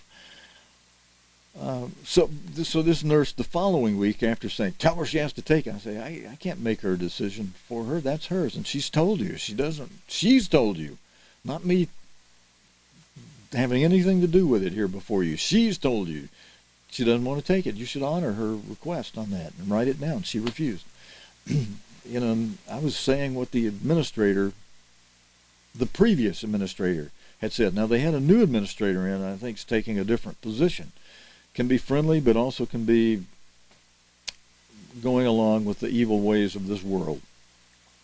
And so under the new administrator, that nurse the following week then comes up and says to Kathy, if you don't take this medicine, he can't stay. And she's doing this right in the middle. She's heard us reading Bible together and singing hymns together. And the singing of the hymn made me stop this hymn because I want to tell you something Kat does so lovely that made it a joy for me going there each Sabbath, which I can't do anymore because the family has, and probably in concert with that nurse who said, we got to give her these drugs. We got to dole her out like we dole everybody else out. We want everybody to be like cattle here. We don't want to have to deal with anybody who's a little above normal. And Kat was normal until they give her this stuff, and then you take strong, mind-dulling stuff. Well, yeah, people come in to see you right after that, and they think you have Alzheimer's when, no, you've just been dulled out with a drug. And then the church has been barred from being able to see Kat. They're only allowing immediate blood family to see her. No church minister, no church member is allowed in there to see Kat anymore. So no services on Sabbath. And what's particularly troubling to me, I went over there, I got permission from the administrator to conduct Passover for Kat last year after normal visiting hours. And that administrator took the position and checked with Kat to check up on it. I told Kat, hey, she's going to be coming and asking you, do you want me to come in and conduct the Passover service for you? And she said, depending on what you say, that will depend on whether I can come and do it or not, because she's going to say, I'm going to ask Kat, does she want you coming to do that? And if she says yes, then you may come after hours and conduct that annual, required church service for her. That was the previous administrator. The current one, I was asked her in the last meeting I had with her, do you allow Kat to speak for herself? Her answer was, I can't answer that for you. In other words, we're being, our restriction, we're not even letting you get the legal answers you may need in order to file the lawsuit that's going to need to be filed to turn this around here. I'm laughing because that's their ha-ha type position. Like we recognize these. See, I talked to an attorney. He told me what questions to ask. As soon as I asked those legal questions, every time it's like a red flag come up. She'd been trained. Can't answer that for you. Other things that we'd talk friendly about, can't answer. And I was giving her the history of Kat. I made a board with all kind of family pictures and pictures of Kat from going back 10 years ago when I used to go see Kat. One year she and I stayed in Birmingham for the feast. I took her to restaurants. We took pictures in the restaurant, took pictures of her in the park next to her home. I had those pictures. I put on a board, showed the administrator Kat's family history, and etc. She was happy to hear all that. As soon as I got to legal questions, can Kat speak for herself? Does she have a legal guardian assigned by the court? Can't tell you that. Why not? Why don't you be open about that? I didn't argue with the woman, though, but the second week that I had trouble with the social nurse, she comes up to Kat. She doesn't ask me now to tell her she's got to take it, but she says to Kat, if you don't take this medicine, he can't stay. Now, she didn't run me off right then, but that was the last time I was able to see Kat, because the following Sabbath, 2 weeks later, I go and that nurse says, I missed, the only time I missed the whole year was the immediate following Sabbath after the nurse said, if you don't take this medicine, he can't stay. But when I come back 2 weeks later, Cat's not there. And that same nurse, that social director nurse that was causing Cat all the problems, said, Cat's not here today. She's been taken to the hospital. And I'm like, what? What's up? She was in fine shape last time I saw her. And she's taken to the hospital because she beat me up. And I'm like, she beat you up? Little Cat beat you, big nurse, up? Why weren't you taken to the hospital then if you were the one beat up? And I said, but I didn't go, I just, that ran through my mind, but I didn't say that. I didn't want any confrontational thing with this woman at that moment. So I just said, well, what hospital was she taken to? I don't know. She's taken to the hospital, but you don't know which hospital she was taken to? I don't know what hospital she was taken to. And I'm looking at the nurse and I'm making a careful observation. Not a hair out of place. No, not your clothes look fine. Nothing torn. No bruises are on you. And Cat beat you up. I didn't say that to her, but I'm just observing that. And so, all right, I thought, okay, I go out of the geriatrics unit, ask the unit section leader right there, I understand Cat was taken to hospital. Which hospital was she taken to? We don't know. Oh, okay. So I go upstairs and see upper level person over the whole thing there. But this is a weekend now on Saturday, the Sabbath, so the administrator is not there. But I asked those who are in charge upstairs of the whole facility, hey, I understand Cat was taken to the hospital. What hospital was she taken to? Oh, we don't know. Excuse me, well, how was she taken there? You know, who called the hospital? You had to send her from here. You don't know where you sent her? Nobody, you're responsible for her. You don't know where she is. We don't know where she is. We don't know what hospital she's taken to. Now, when I spoke to the administrator later, she admitted, yeah, that was probably obfuscation against you. It was probably they had all colluded together to, we're just going to tell him we don't know where. Meaning, in other words, we're not going to tell you. And the administrator's words were, well, they should have just told you we're not going to tell you. Instead of making up, we don't know. Yeah. Anyway, I did find it. It took me 5 hours to find out where she was, but I found her. I went there and saw her that night. I've told that story here before. But here's the point. And then after that, the news was I saw her at that hospital, but even at that hospital, I was thrown out of there because the family had said, no church members. And what they were doing when I came that time, they had just, I saw her 2 times before where Cat was fine, and even the supervisor said, wow, when you come, she perks up, and it was much easier for us to deal with. But the people, before they would take her back at the nursing home, they said, drug her up. And man, did they drug her up bad. She was so bent over in the chair when I came in to see her. And like, hey, Cat, hello. I could say, yeah. And I'd seen her just as I was leaving the night before. They were bringing the drugs, and one of the family members was there and say, Cat, take these drugs now. You gotta do what they say do. And so the family was forcing and working against Cat, and she got all this pressure around her to take drugs she didn't want to take.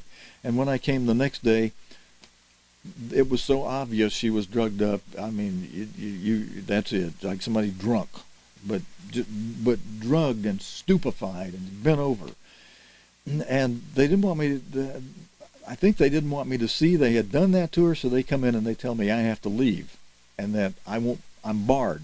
And they'd call the family and they said, yeah, because the family wanted her drugged. In fact, I think the family wants her to die and get her in the grave early. I'm just being candid with you. You can see and understand some things. They got a plan for burying Cat in one position on the grave and her twin sister on the other. And anyway, they're doing things that are going to shorten Cat's life unless God intervenes for some reason to want to keep her alive longer.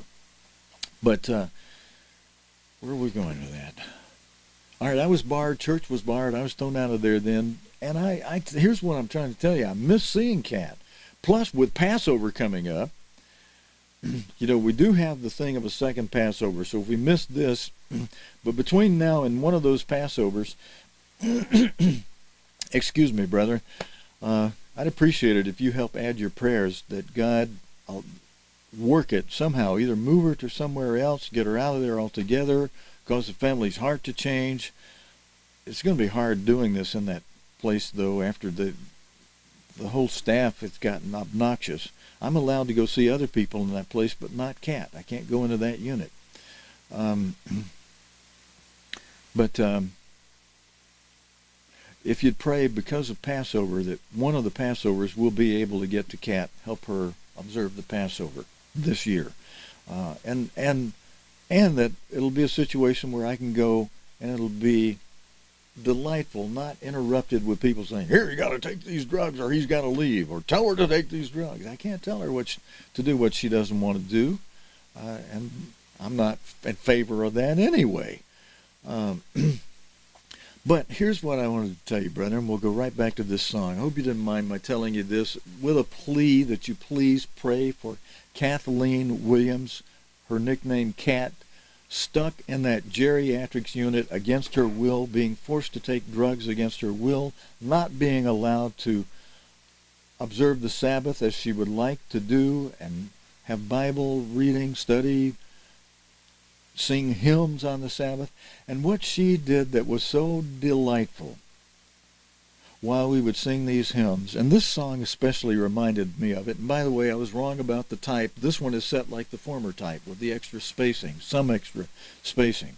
It'll be the next hymn we do that has the tighter spacing, and I'll try not to interrupt that next hymn. But please, brethren, I hope you'll hear my plea and request for prayers for Kathleen Williams. And I want to do with you during this song what Kat would do while we would sing the hymns a cappella. We didn't have musical accompaniment. We just sing them a cappella together. And she knew a lot of the hymns by heart. We didn't even need to open up the hymnal and see the lyrics. She would add these cute little boom, boom, booms in there that while you're singing a cappella, it'd be like drums going off or something. It wasn't irreverent. It wasn't, sacrilegious in any way. It was uplifting and nice. And other people that would hear it would want to join in a reverent way and sing the hymns with us because they saw we were having such a delight in doing it. But, oh, that we might see some good boom, boom, boom. Well, let me do it like she might do it during the song. My heart's a little heavy. I'm thinking I won't be able to be with her, and we do that today, but we'll get the music in there. I'm going to put in a few boom, boom, booms, kind of like Kathy would do it, especially on hymn number 1, when we would sing that a cappella. That's her favorite. Blessed and happy is the man who never walks astray. Boom, boom, boom, boom. But let me give you a little example here, if I can appropriately do it without messing up the song too much. And let's sing verse 3 together. I'll come in with a few Kathleen Williams, Kat, boom, boom, booms at some part where you just get an idea and be hopefully reminded and encouraged and inspired to pray for Kat, locked up against her will in a dingbat cuckoo nest geriatric unit in that badly administered nursing home. Let's go back and pick up here with verse 3.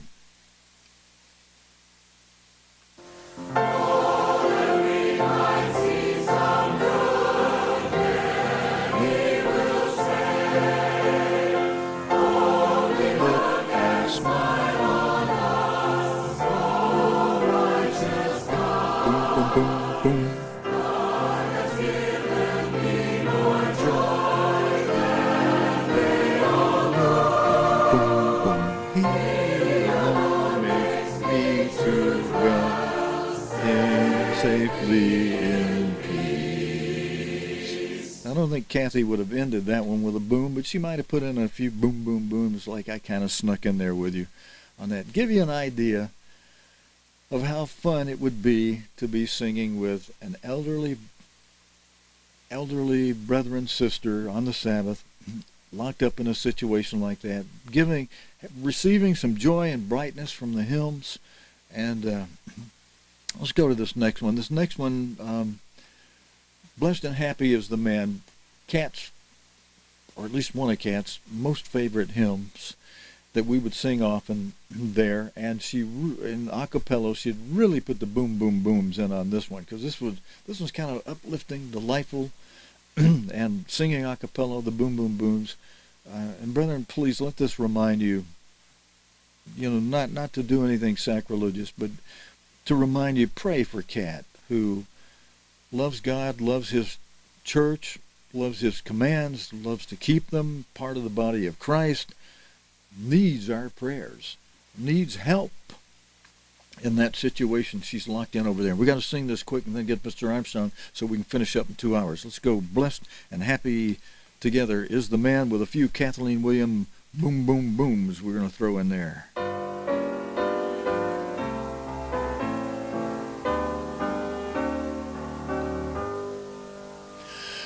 Blessed and happy is the man who doth never walk astray, nor with the ungodly men stands in sinners' way. Boom, boom, boom. All he does prospers well, but the wicked are not so.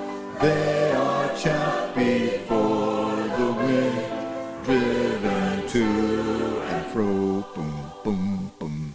There in scorn his chair he sits, for he places his delight in God's law and meditates on it day and night. Boom, boom, boom. All he does prospers well, but the wicked are not so. They are chaff before the wind, driven to and fro. Boom, boom, boom. He should be a tree. Let the ladies have it here. Ladies.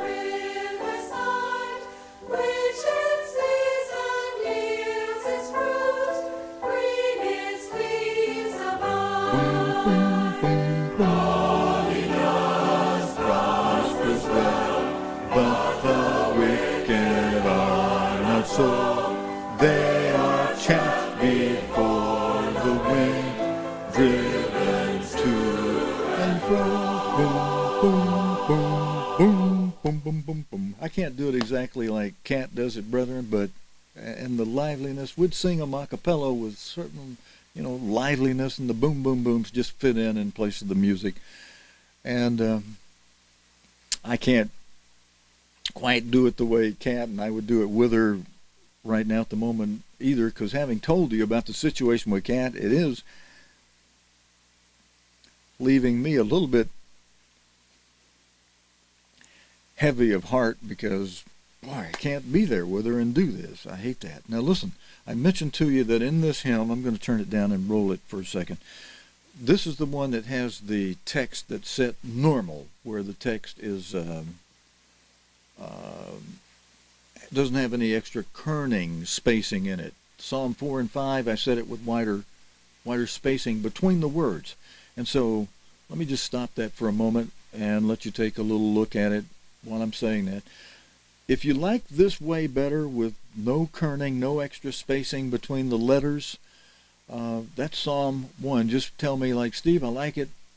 Either tell me like Psalm 1 or with no extra kerning spacing in there. I think it looks better. And I'd like to know how many think it looks better this way and how many think it looks better the other way, and that'll help me decide on which way to set it, as I set all the lyrics, scrolling lyrics for these hymns, as I set them all anew. I don't know, others have done it. I've never seen anybody do it as big as what I got a machine that'll do it with. Because of licensing requirements, I have to be able to say I own or have license for everything in the live streams I do. So we're doing it ourselves here for that reason.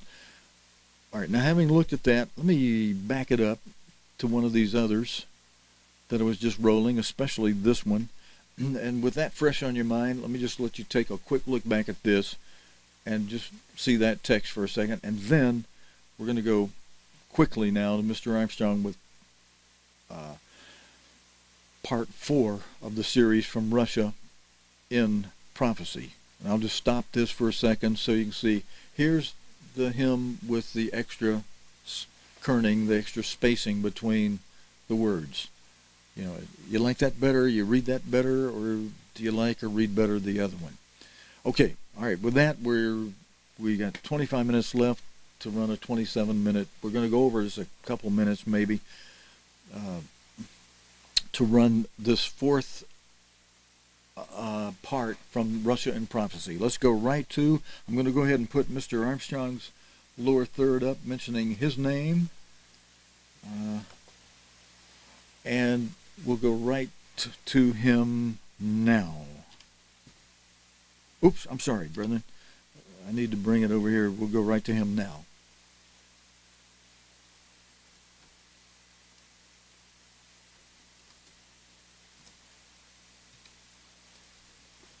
Good news of the world tomorrow. What's prophesied to happen to the United States? And what's prophesied is the future course of Russia. Are the Russians going to invade Western Europe? Yes, they are. That is definitely prophesied. Definitely. But not in the way that most people think. You're going to be surprised. Because it is actually exactly as our ex-president Wilson said back in World War I, that we cannot know what a day may bring forth. That is, man cannot know. What's going to happen in the future? Crystal ball gazers don't know. Fortune tellers, astrologers know nothing about it whatsoever. No man can predict the future and make his predictions stick. He hasn't the power, the ability to do it. He has no power to know. He can't make what he has said come true.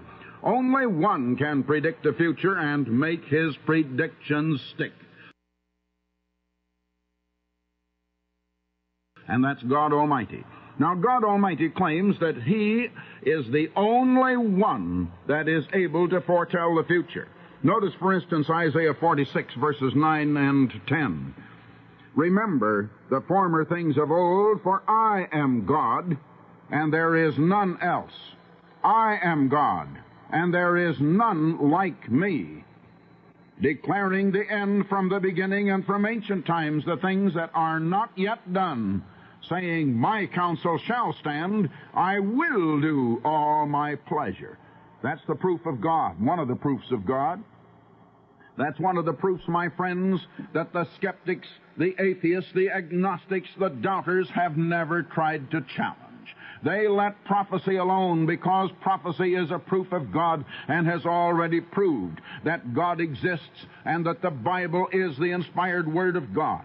Here in the Bible, written, all of it over around 1900 years ago, much of it up to 3,000 years and more ago, and there are contained prophecies of the far, far future, many of which were fulfilled 1,000, 2,000 years after the prophecy had been made and have already been fulfilled. And yet, about 90% of all prophecy pertains either directly or indirectly to events yet to be fulfilled in your lifetime and mine. And about 1/3 of your Bible is prophecy. Now, here God says, I am God, and there is none else. There is none like me, declaring the end from the beginning, and from ancient times the things that are not yet done. From ancient times, way, way back there, thousands of years ago, declaring things that are not yet done, and yet they will be done. Now, why? How is God able to do that? Why is it a fortune teller can't do it? Why is it that no man can tell the future? Here is why. God says, my counsel shall stand, and I will do my pleasure. God is going to see that it comes to pass.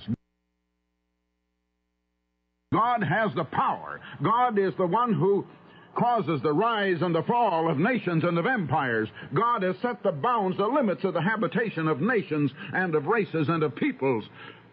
And we seem to have gotten so far away from God we don't even realize that today. Ability to foretell the future and to know what is going to happen and tell us in advance what's going to happen and make it stick and make it come out is the very seal of God's deity. It's an evidence and a proof that God says cannot be counterfeited. You can't counterfeit it. Nobody else can do it. Notice now Isaiah 44 and verse 7 here. Well, I'm beginning in the latter part of the middle of the 6th verse. I am the first, and I am the last, and there is no God beside me, says the Lord eternal, the eternal God.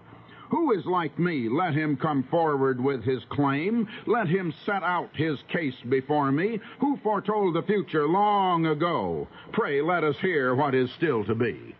Now that's God's challenge to the skeptic and the atheist. You predict the future and make it stick and make it come to pass if you can.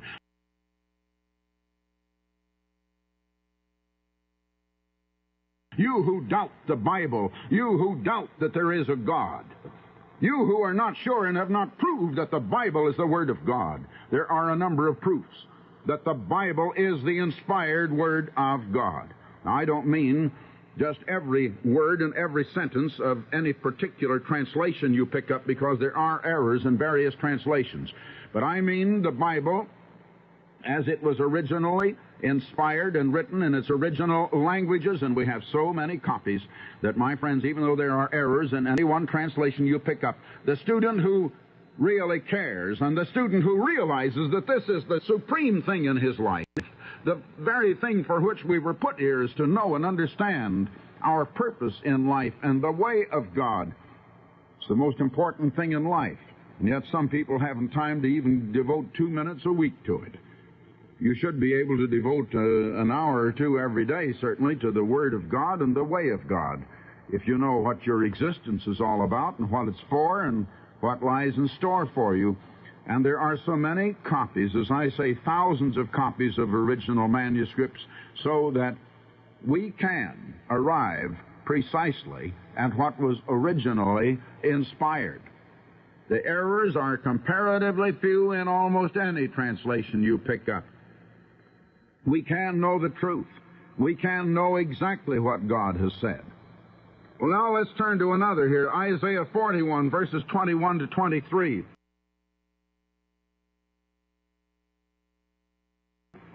Listen what God Almighty says. Now the Eternal cries, bring your case forward.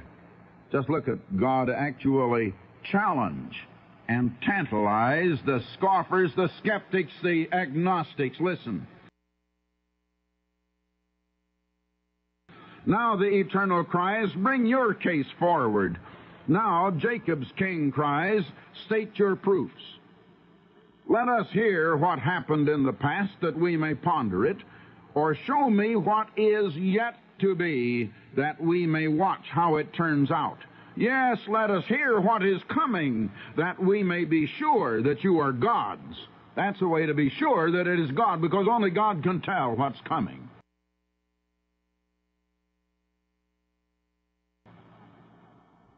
Come, do something or other, that we may marvel at the sight. Why? You are things of naught. You can do nothing at all, God says to the skeptics and to the doubters. Well, there you are. Oh, yes, we've had our old Mother Shipton's prophecies and one thing and another. They've been exploded. Now, any man can guess into the future, and he might accidentally happen to get somewhere near 50% of it right. That's not a test. It's got to always be right. And the Bible has always been exactly right, and it has happened, anything that was supposed to happen prior to this time. But as I say, about 90% of the prophecies pertain to the times we're just beginning in now, and the times immediately ahead in your lifetime and mine. And this Bible is just full of prophecies. My friends, how is it that we have neglected these prophecies? Why is it that in the churches they are so terribly neglected, so palpably neglected? Why, my friends? Well, I'll tell you why. It's because very few understand the prophecies. And it's because if you don't understand them and you try to use the Bible prophecies to tell what is going to happen in the future, it isn't going to come out like you said. Now, I want to tell you, for considerably more than half a century, I have been boldly, as you say in modern language, I've sort of been sticking my neck out. I have used the Bible prophecy to tell my listeners what's going to happen.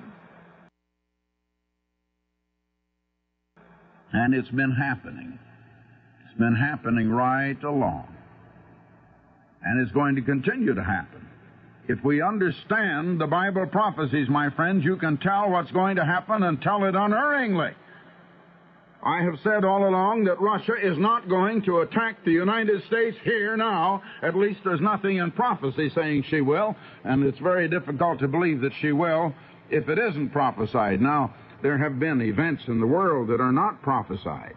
The Bible foretells and prophesies those things that have a direct bearing and a crucial part in the working out of God's purpose here below.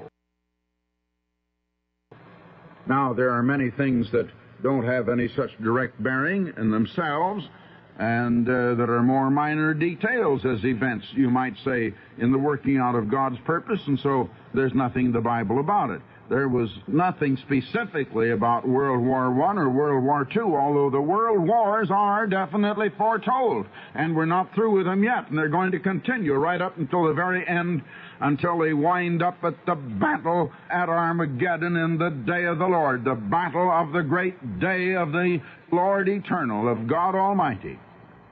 And I don't know, I have no powers by which I can foretell the future, but God has given me understanding of His Word, and He has called me to preach that Word to you, and He has called me to use His prophecies in order that when some of these things come to pass, you will know that a messenger of God was speaking into your ears, because the message is so important to you. The message that goes right along with these predictions, these prophecies that are certain and absolutely sure to come to pass. Now then, what is going to happen? We've been going through it a lot, and we've been seeing that we are heading now into a time of trouble such as this world has never known. The very next thing to happen, and I'm not setting any definite time limit, but it's coming sooner than you think, and it's later now than you think. And that is this. The next thing, as I have told you, and you'll see this happen, is going to be a nationwide drought that will be followed by such an epidemic of disease as we have never known. And 1/3 of our people are going to die in spite of anything that medical science can do. And now, that is going to be followed by World War III, and it is not coming from the power that you think. It is not coming from Russia, because Russia is too slow in moving. But in the meantime, there is going to rise up over there in Europe a resurrection of the Roman Empire. A resurrection of a Roman Empire by 10 dictatorships in the territory of the old Roman Empire. I don't know just who's going to be in it, but I just know that it is going to come and it's going to rise up. I only know what God has revealed, and what He hasn't revealed, I don't know. The fortune teller doesn't know. The astrologer doesn't know. Your crystal ball gazer doesn't know. And you better not rely on any of them either. Maybe they better confess they don't know these things that they don't know. God is the one that knows. And as His representative, I can only speak as He gives me to speak. Now, this I do know, though, that Jesus Christ has very plainly told us that the time is coming that our very scientists today predict, as He said, a time of great tribulation, worldwide tribulation, such as was not from the beginning of the world to this same time, no, nor ever shall be, and except those days should be shortened, there should no flesh be saved, but for the elect's sake those days shall be shortened.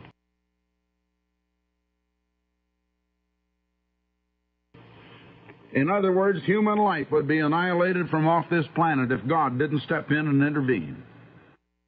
Now again, I was reading to you here in the 30th chapter of Jeremiah of this same time of trouble. It's also in the 12th chapter of Daniel.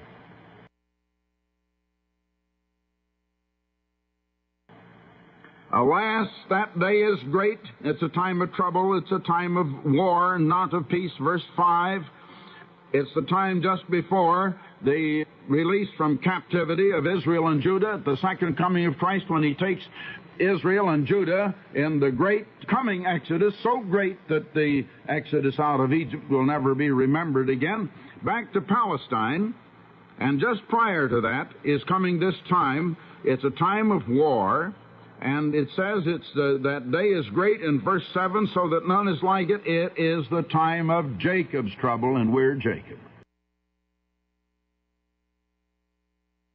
It's the time of the national trouble of the United States and the British.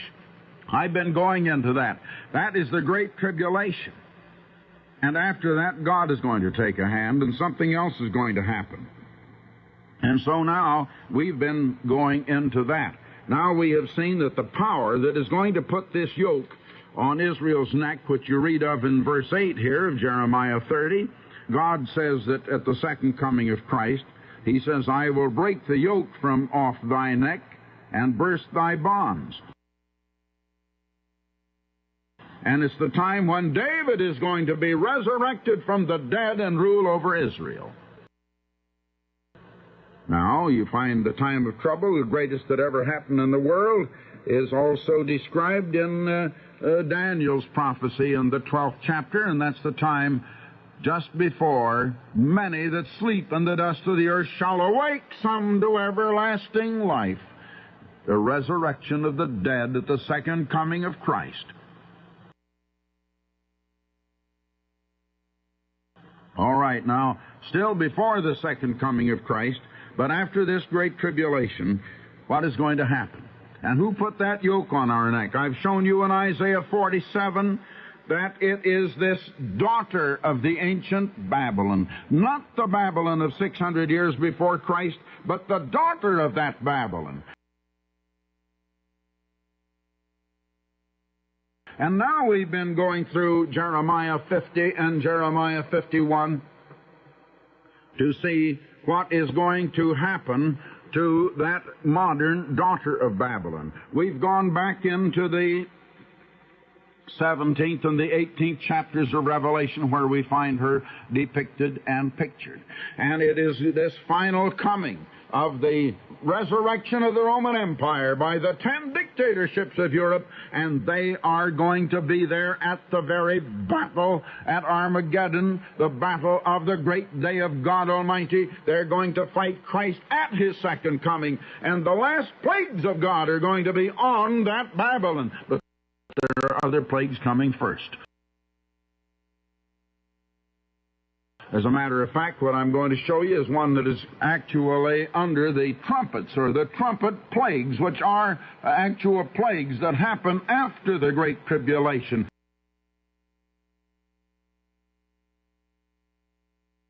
And in the beginning of the period known as the Day of the Lord. And now we're getting into that.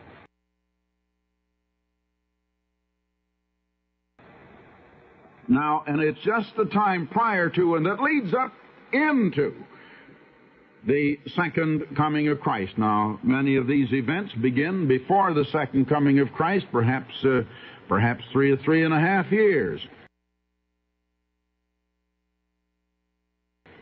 And also many of these events are taking place at His coming, as is explained here. Now I've shown you, here's the Eternal's message for the prophet Jeremiah about Babylon.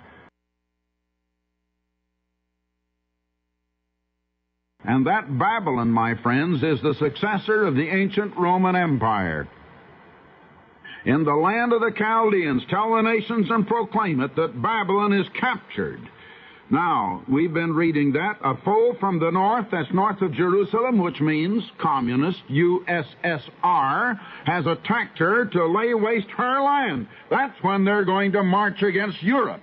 And it's going to be after this great time of trouble and after God has actually stepped in to prevent its annihilating civilization from off the earth.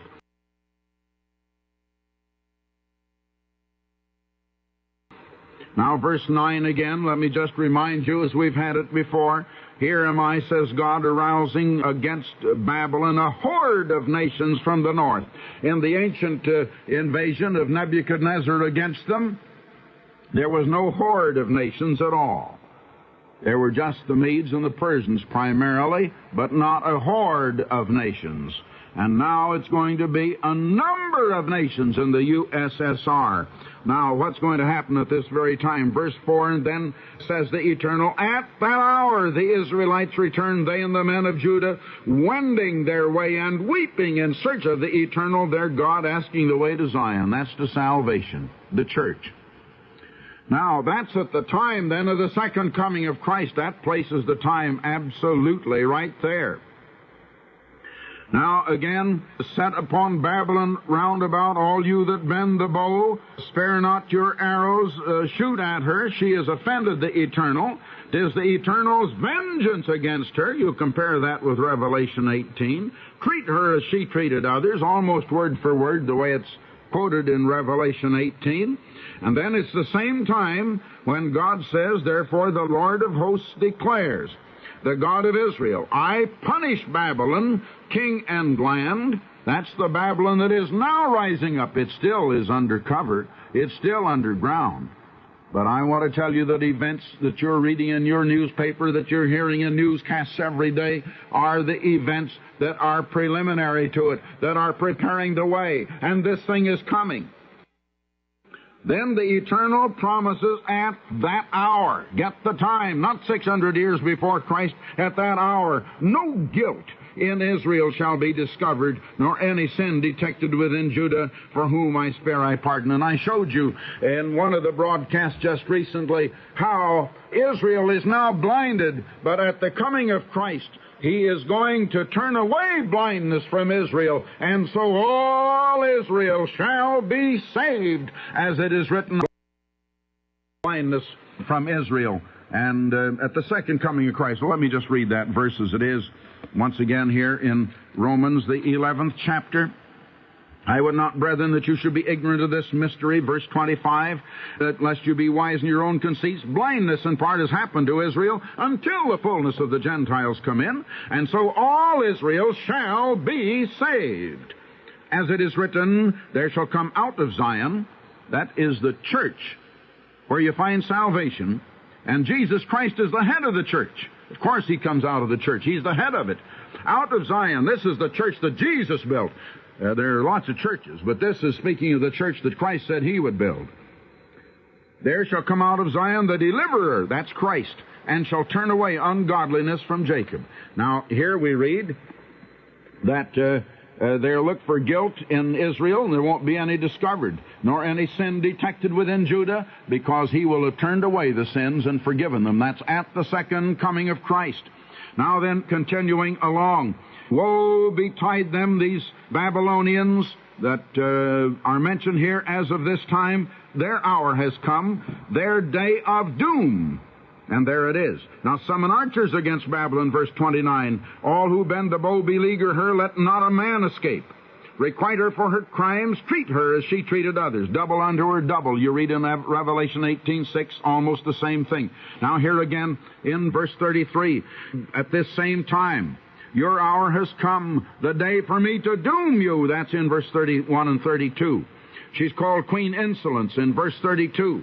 And in verse 33, Israelites and men of Judah are trampled together. Their captors have held them fast here.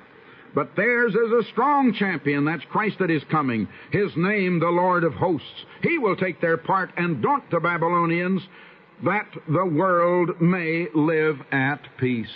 We're going to have peace, my friends, at and after the second coming of Christ.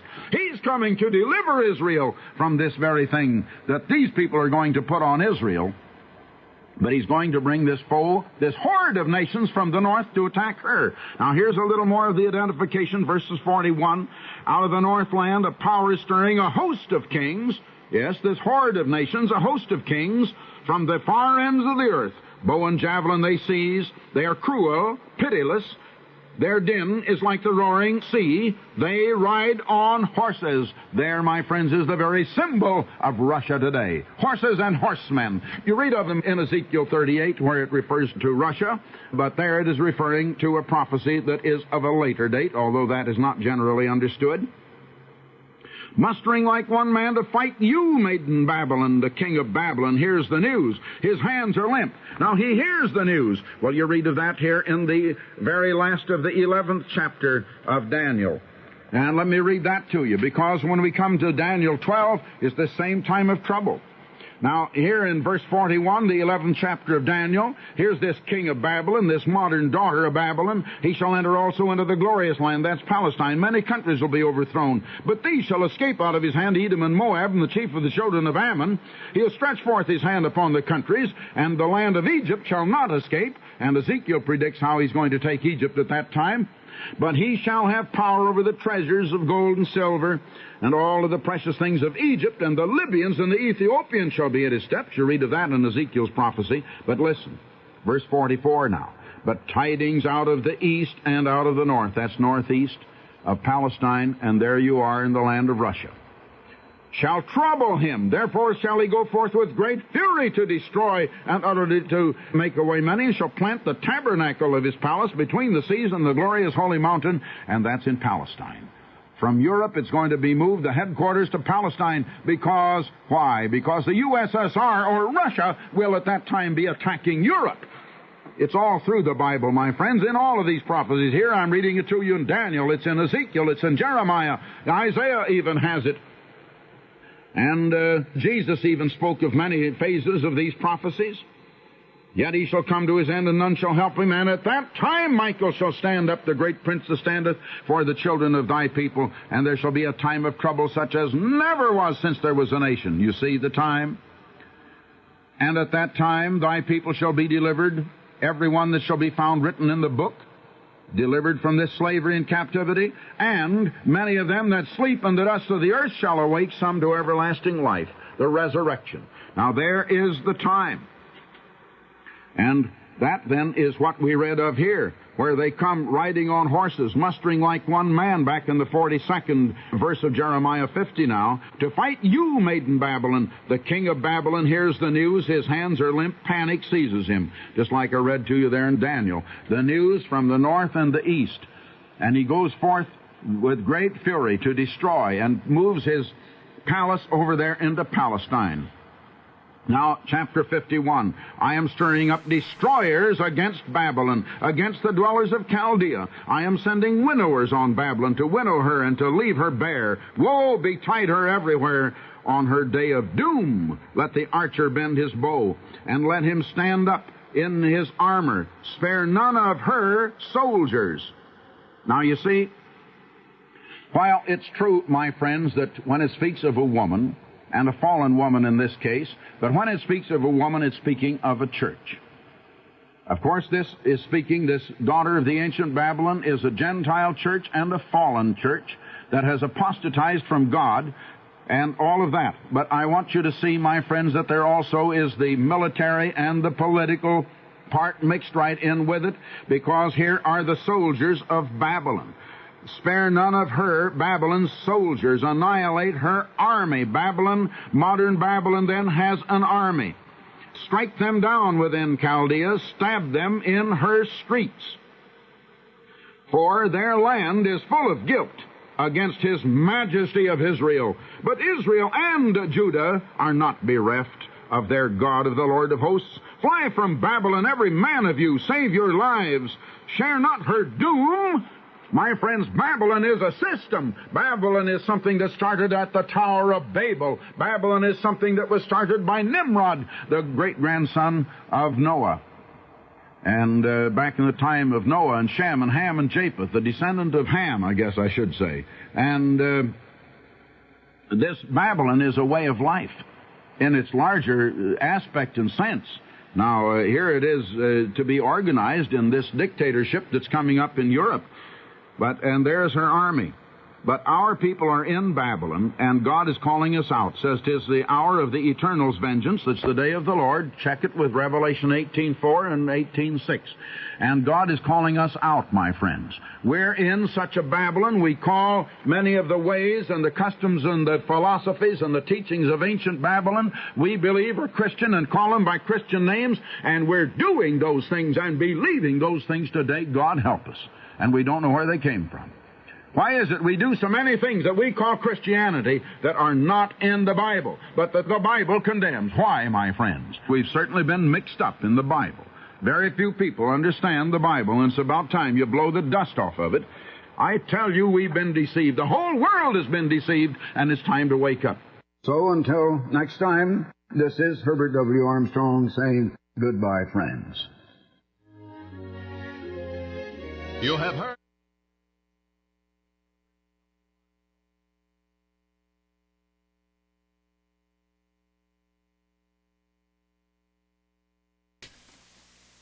Okay, friends, and we are out of time, so we're going to have to sign off right away. Thanks for joining me today, and we'll pick up and discuss what Mr. Armstrong said and the importance of that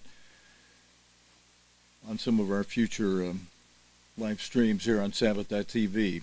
Our next time, the broadcast will be on the World Watch TV channel, Sunday night, God willing, with the day's current news related to the Bible and prophecy, including the things we mentioned happening today and at the Capitol, and other things that relate to what's going on with Russia and all that. Thanks for joining me, brethren. Have a good rest of the Sabbath. Shabbat Shalom. Until next time, Stephen Lloyd Gilbreath. Shabbat Shalom.